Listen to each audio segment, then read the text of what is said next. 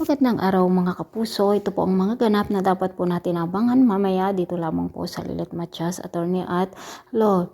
Dahil nga po sa sinabi ng katulong ni Renan dito sa pag-alis ni Sabrina at makikipagkita kay Attorney Lilet Matias, kung kaya't agad nga pong gumawa ng aksyon si Renan at habang nandoon nga po sa waiting place kung saan magkikita sina Sabrina, Lilet at Kurt, sinagasahan nga po niya ito habang tumatawid si Sabrina sa kalsada at agad na dinala sa ospital ni Lilet at Kurt ang dalaga mga kapuso. At habang nasa ospital nga po ito, nandoon rin pumunta si Renan at Ira doon. At sinupalpal nga ni Lilet si Attorney Renan mga kapuso.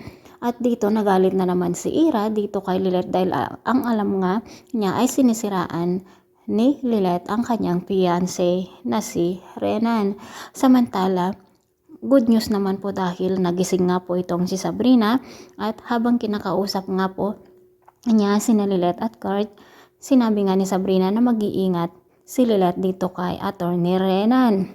At nang sasabihin na nga niya sana ni Sabrina ang tungkol kay Attorney Renan na piniperahan lamang niya si Ira at gustong maghiganti, agad na pumasok sina Renan at Ira. At nang makita nga ni Sabrina si Renan ay agad itong nag-session mga kapuso at biglang tinawag ni Kurt ang mga doktor.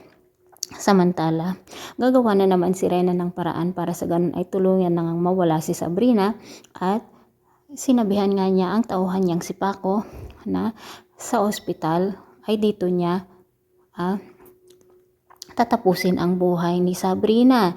At mga kapuso, agad na nagresponde ang mga nurses at doktor nang sumisigaw nga po itong si Sabrina at nakita naman ni Kurt ang lalaki na kung saan ay nagkunwaring doktor na pumasok sa silid ni Sabrina.